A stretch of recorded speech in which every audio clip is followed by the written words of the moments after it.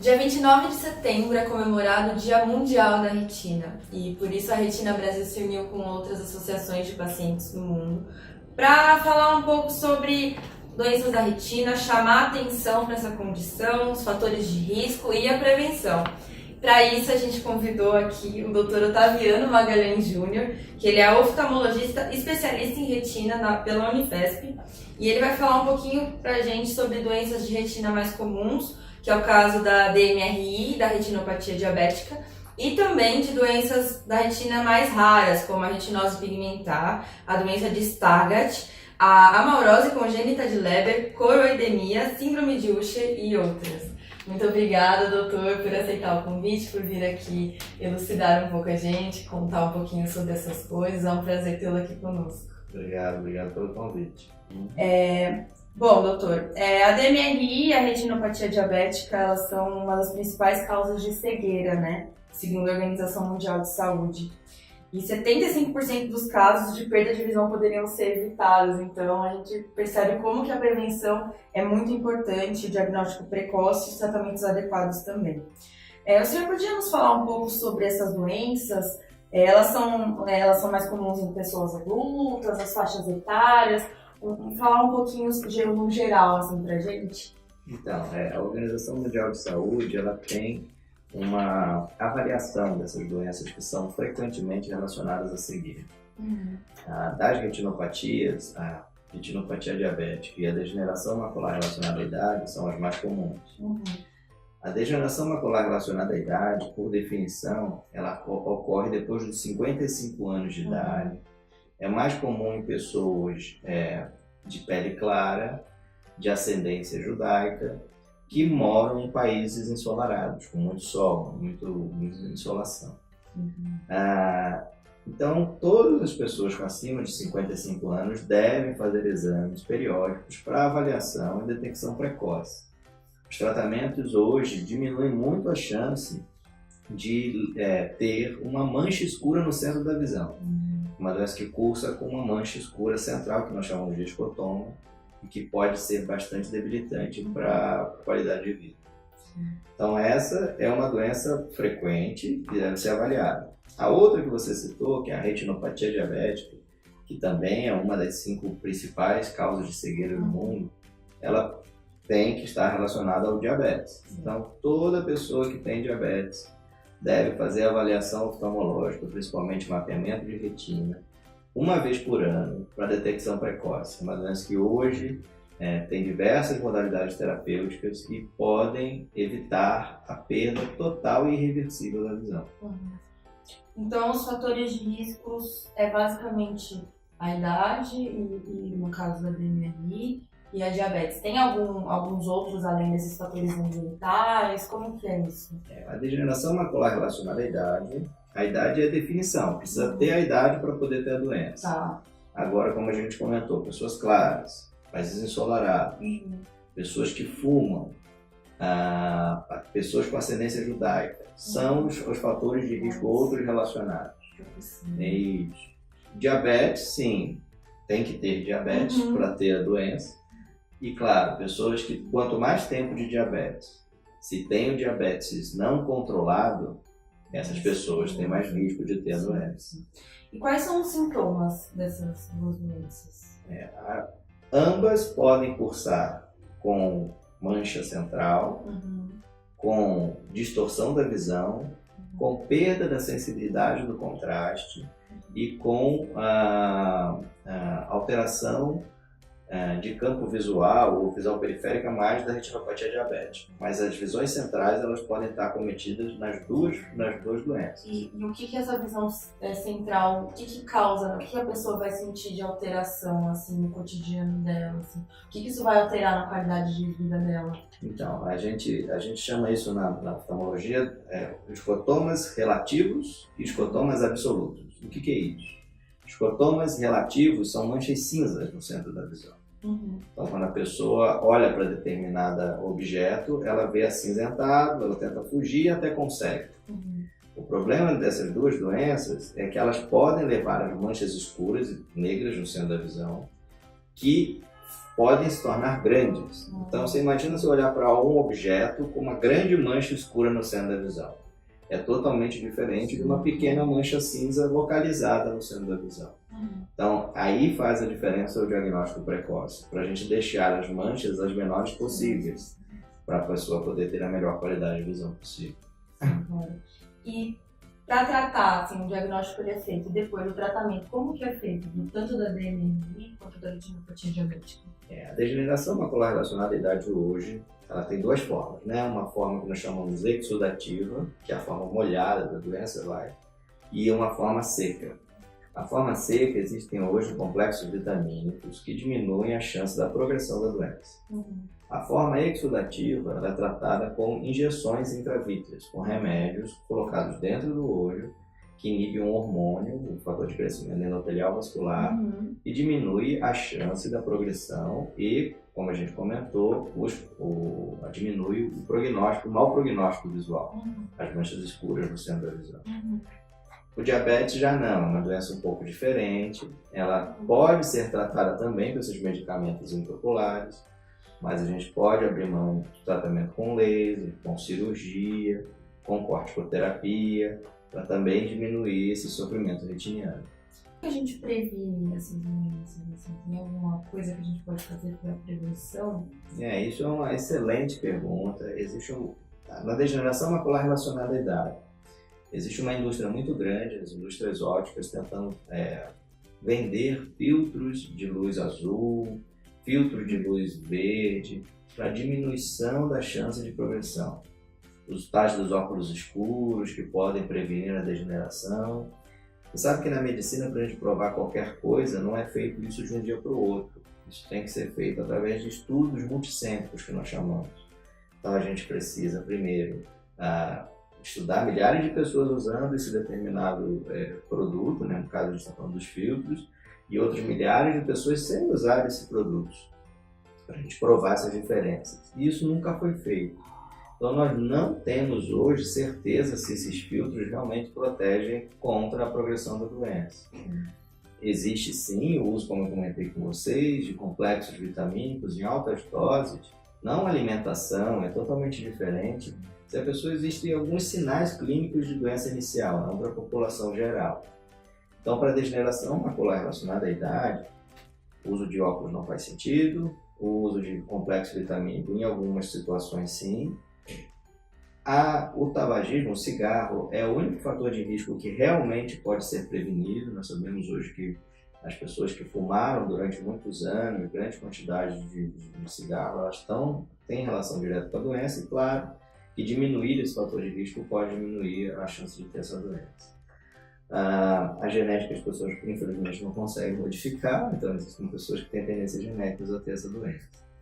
O diabetes, como a gente comentou, para evitar, diminuir os fatores de risco, não ter oscilação da glicose. Você sabe que o diabetes é uma doença que altera os vasos sanguíneos do corpo todo. E os vasos sanguíneos do nosso corpo eles sofrem de forma diferente. Existem vasos sanguíneos que sofrem com níveis de glicose elevado, existem outras pessoas que sofrem com oscilações da glicose. Se a glicose de manhã está 80 e à tarde 320, tem vasos que sofrem com essa oscilação. Os vasos da retina sofrem com as oscilações. Então, pessoas com diabetes com grandes oscilações por muitos anos têm mais chance de ter a doença. E quanto ao descolamento de retina, a gente tem forma de evitar essa condição, de tratar? Como que funciona? Nós temos 5 tipos básicos de descolamento de retina. Nós temos o descolamento que nós chamamos, que é esse mais comum, chamado regmatogênico, que é causado por ruptura. O que é isso?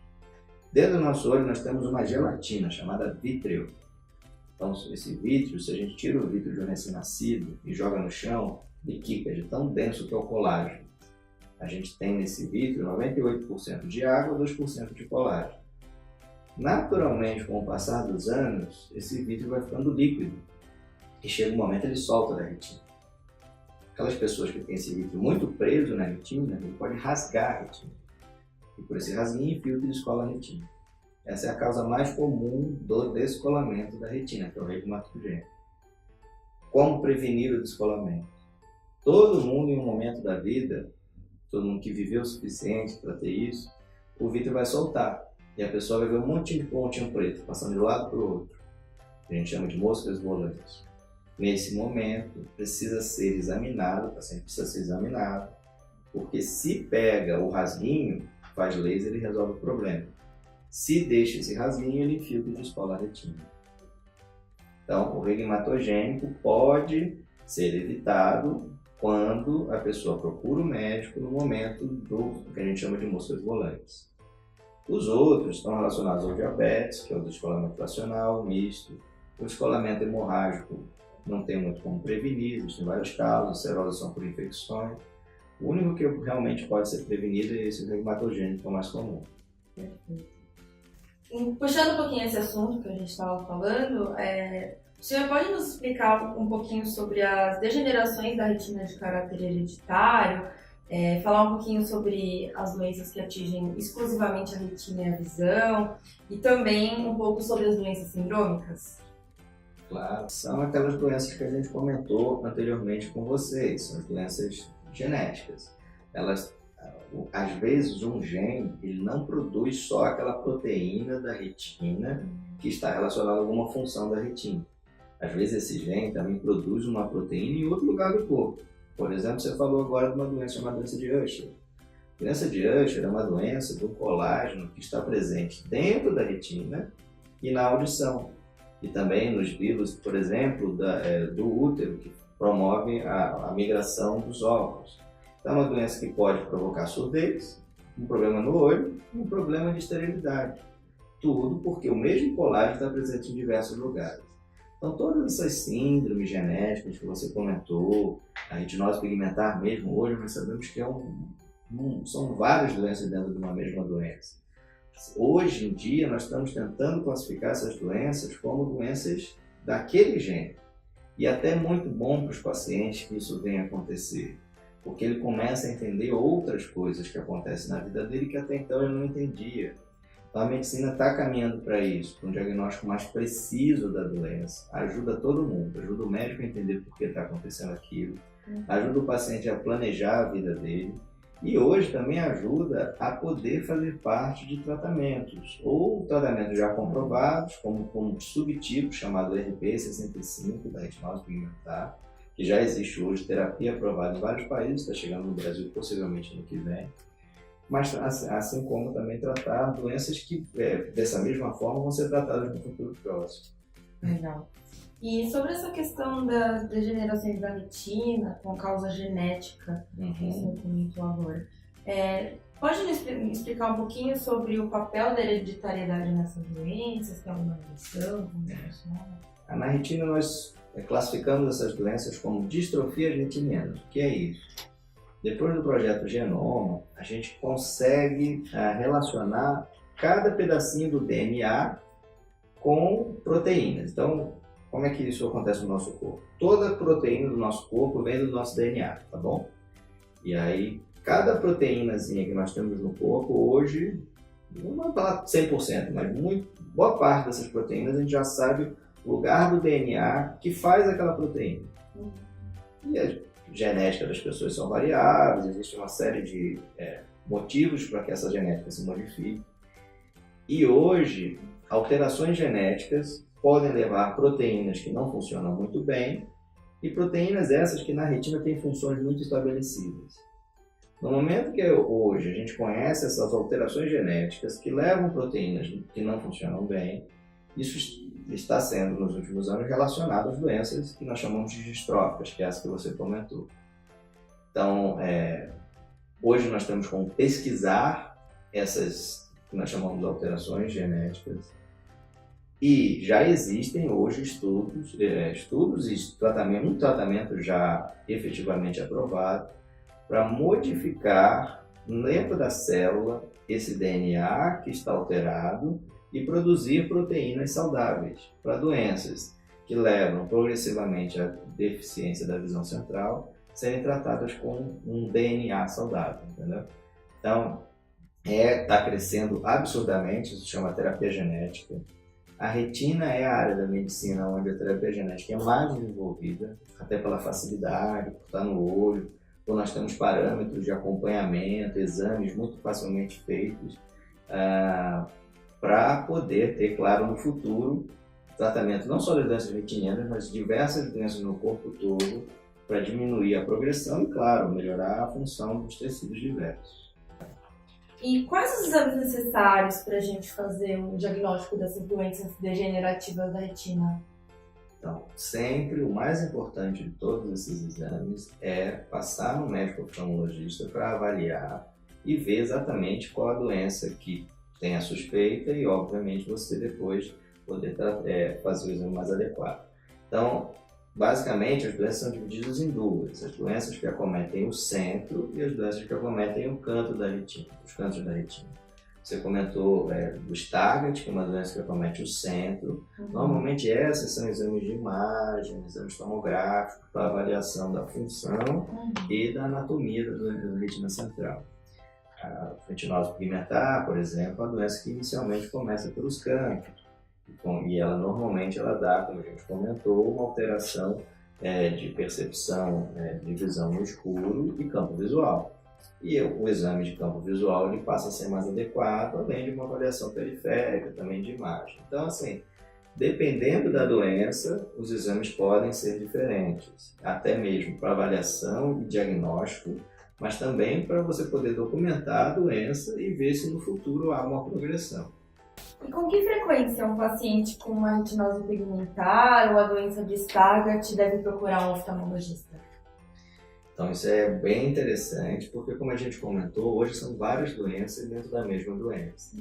Então, dependendo do tipo de doença que o paciente tem, dependendo da alteração genética que ele tem, ele pode ter uma doença mais benigna, uma doença que dificilmente cursa uma progressão grande de função visual, ou, dependendo do tipo, ele pode ter uma doença mais agressiva. E aí, claro, a avaliação mais frequente pode ser necessária. Então, como a gente comentou anteriormente, hoje as doenças distróficas retinianas, que nós chamamos, são doenças genéticas. O diagnóstico genético, quando possível, claro, ainda não é um exame muito acessível para todas as pessoas, ele pode ajudar nessa frequência de exames. Mas se a pessoa não tem disponibilidade para fazer esse exame, um retorno anual normalmente é a regra que a gente segue. E sobre essas doenças hereditárias, por exemplo, quais cuidados que uma pessoa com a distrofia da retina ou a degeneração retiniana deve ter para preservar a visão que ela ainda tem? Ela não existe muito como a pessoa conseguir preservar a visão em doenças que são genéticas. Porque os genes modificam a função da retina. Existem várias tentativas, complexos vitamínicos em altas doses, tentativas de diminuição da progressão dessas doenças, mas a gente não tem ainda um tipo de tratamento para essas doenças. Proteção contra a luz solar? Isso. Então, de novo, a gente volta naquele mesmo problema da degeneração macular. Para aprovar esses tratamentos, são milhares de pacientes usando, milhares de pacientes não usando, e a gente vê ao longo dos anos a diferença da progressão. Isso, infelizmente, ainda não existe para essas doenças distróficas. O que existe hoje, como eu comentei com vocês, são os tratamentos de terapia genética, para só um tipo, que é o RPE65, um medicamento chamado Luxturna, que tem já nos Estados Unidos aprovado, que está em processo de aprovação no Brasil, a gente acredita que ano que vem ele já esteja aprovado. Então é o tratamento hoje para só um pequeno tipo dessas doenças. Os outros, muita coisa se fala, muita coisa é comentada pelo mundo afora, mas com esse nível de evidência para eu poder afirmar para você que realmente deve ser feito, infelizmente ainda não existe. E quais tratamentos futuros o senhor destacaria para doenças hereditárias da retina, como a retinose pigmentar, a doença de Stargardt, que não tem ainda um tratamento? Então, isso é bem importante as pessoas entenderem. Essas doenças hoje, elas não têm tratamento por definição. Claro que hoje, como a gente comentou anteriormente, para um subtipo da retinose pigmentar, que é a distrofia do RPE65, existe hoje uma terapia que é o Luxturna, que, como a gente comentou, não está aprovado no Brasil, mas já está aprovado fora e deve chegar no futuro próximo no Brasil. mas é raro. O RPE65, dentro dessas doenças, não é uma forma muito frequente, é uma forma pouco frequente, é uma exceção. É uma terapia que, se a gente pegar uma fase onde a doença ela ainda não degenerou a retina, nós podemos postergar a progressão. Hoje o tratamento é acompanhamento, a gente tem que acompanhar esses pacientes.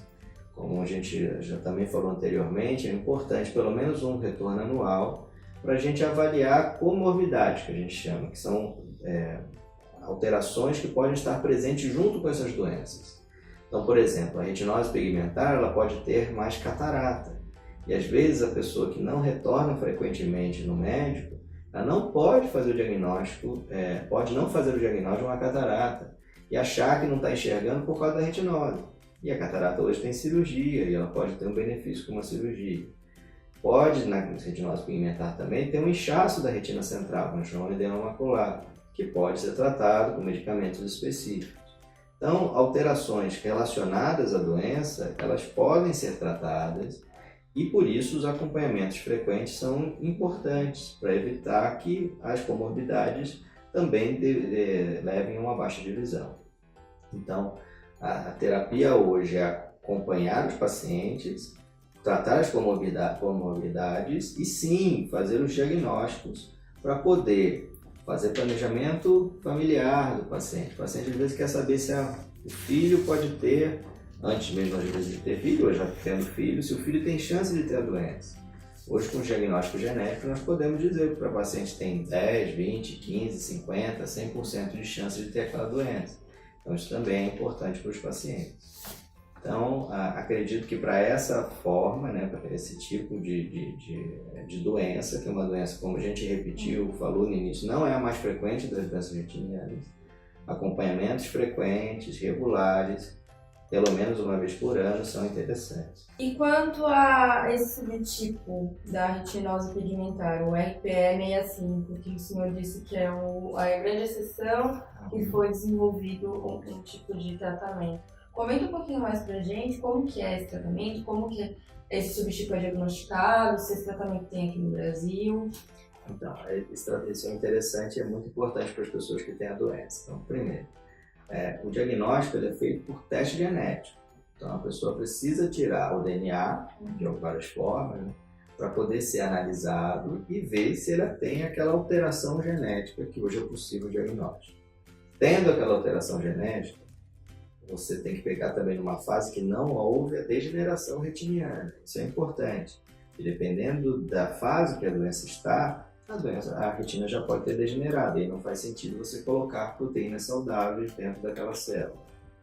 Então, fazendo o teste genético, diagnosticando no momento correto, faz esse tratamento que, como a gente comentou anteriormente, não tem ainda disponível no Brasil. Aparentemente deve chegar ano que vem, no máximo 2020. Como é feito esse tratamento? Pega um vírus, coloca o DNA saudável dentro do vírus, injeta esse DNA, esse vírus dentro dos olhos, o vírus infecta a célula. Quando o vírus infecta nossas células do nosso corpo, ele leva para dentro da célula, às vezes, pedaços do DNA dele. E aí, nesse caso, a gente usa um vírus que faz mal para a gente para fazer o bem. Ele leva o DNA saudável para dentro da célula que está doente. E aquele DNA começa a produzir proteínas saudáveis, que funcionam e fazem as células funcionarem melhor. Então precisa de uma série de condições para funcionar. Infelizmente, a forma RPE65 não é uma forma frequente da doença. Ainda é uma forma rara, principalmente no nosso meio do Brasil, não tem muitas pessoas que têm esse diagnóstico. Então, é o início. Então, isso que é muito importante que as pessoas entendam. O grande benefício desse tratamento talvez não seja tratar muitas pessoas, porque não é uma forma frequente, mas é um tratamento, é um meio de tratamento, um método terapêutico que vai ser aplicado para outras mutações. Então já existem estudos no mundo inteiro para diversas mutações genéticas, para diversas alterações genéticas, na verdade, melhor que o termo mutação, são genes modificados, não necessariamente através de mutação, que vão ser tratados em 2, 3, 4, 5 anos, isso só vai crescer nos próximos anos. Mas ainda A gente precisa ter muita calma para colocar a doença e os tratamentos nos seus devidos locais. Ainda é uma doença, a retinose pigmentar, com terapias ainda restritas, que já existem diversos estudos, que está melhorando muito, que vai ser tratado no futuro próximo, mas que a gente precisa ter muita calma para não, às vezes, achar que o tratamento chegou, que eu preciso fazer logo, e ainda, infelizmente, não existem resultados que levam a gente a fazer de forma adequada. Perfeito, doutor. Muito obrigada. E para complementar, o senhor falou desse teste genético, como que ele é feito? Então, esse teste a gente tem que colher de alguma forma o DNA do paciente. Muitas vezes por suave, oral, né? Você colhe, você pode colher por sangue, pegar uma célula do paciente.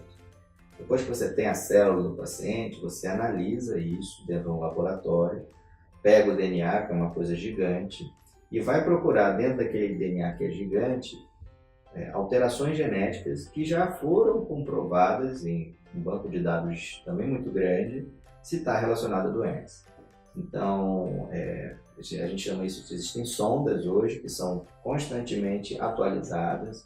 Então, para você ter uma ideia de como isso cresceu, há poucos anos atrás a gente procurava 3, 4 alterações genéticas. Hoje são mais de 300 alterações e isso, ano que vem, são 400, 500, 600.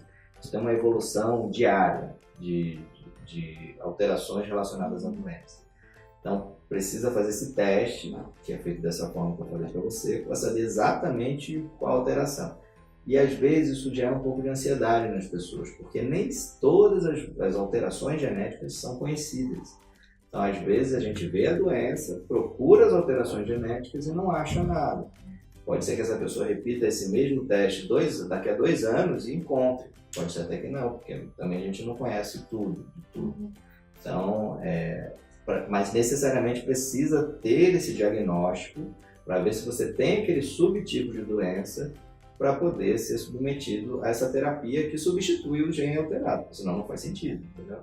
Realmente é o próximo desafio, é saber exatamente onde cada um desses tratamentos vai ser mais apropriado para cada paciente. Muito obrigada, doutor. Essa entrevista foi muito informativa, muito boa. O senhor tem alguma consideração final, mais alguma coisa que quer dizer pra gente? Então, obrigado a vocês. Eu acho que é extremamente importante essa entrevista. Isso vai ser visualizado, né, por diversas pessoas, de diversas realidades. O importante é entender que as doenças, hoje existem ferramentas terapêuticas diversas e que, se existe uma regra para tudo isso, é o diagnóstico precoce. Então, você saber exatamente o que você tem no momento certo pode fazer a diferença. Isso, retinopatia diabética, como a gente comentou, diagnóstico precoce dá uma melhor visão, temos diversas ferramentas para deixar as pessoas com boas visões. A degeneração macular relacionada à idade, também diagnóstico precoce, injeções intravítreas, antioxidantes para impedir progressões, para manchas centrais visuais.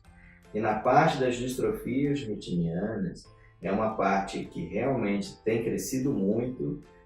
As pessoas têm essas doenças há muitos anos, elas, claro, têm um grande interesse pela terapêutica, elas precisam realmente ter um pouco de serenidade na hora de ler o que está acontecendo, ver vídeos, enfim, internet sobre todas essas doenças, porque às vezes tem muitas coisas que às vezes são publicadas de forma errada, e entender que hoje fazer diagnóstico das distrofias retinianas, se possível com testes genéticos, que são feitos por oftalmologistas, retinólogos, especialistas em genética, que podem ser feitos em alguns ambientes do SUS, mas que ainda não é totalmente regulamentado, infelizmente, mas alguns locais já fazem esse diagnóstico, é tudo muito novo, ainda ele não está muito organizado, ainda está um pouco um local que faz, outro local que não faz, mas certamente a gente vai ter isso disponível no futuro próximo. Não adianta ter uma grande correria para fazer o diagnóstico, preciso fazer meu diagnóstico genético, é importante, é essencial. Calma, ainda não temos terapia para tudo, nem tem a primeira terapia ainda no Brasil. Talvez chegue ano que vem para um subtipo de doença, não precisa se desesperar, não precisa sair correndo para fazer o diagnóstico genético de qualquer maneira, com qualquer um. Espera um pouco, vai se informando, as coisas vão melhorar no futuro, vão chegar para a gente. Os outros subtipos de doença, eu fiz meu teste genético e não deu RP65, estou desesperado, poxa, eu queria tanto esse tratamento. Calma, a gente vai ter novas terapias no futuro. Normalmente as pessoas vão conviver com essa doença a vida inteira, não vai ser 1 ou 2 anos que vai realmente fazer uma grande diferença para a pessoa. Então espera um pouquinho, vamos botar tudo no seu devido local, se informa, porque isso hoje tem causado muito bochicho, muita falação, e a ciência está caminhando, vai melhorar, mas devagarinho a gente vai chegar lá. Então é muito importante, né, manter a calma e também sempre ir atrás de um diagnóstico precoce para assim conseguir tratar ou acompanhar da melhor maneira possível, né? Sim, muito obrigada, doutor. Obrigado. Foi um prazer ter você aqui com a gente. Mais uma vez, obrigada. A gente sabe o quanto é importante divulgar informação de qualidade. Então, muito obrigada. Obrigado pelo convite.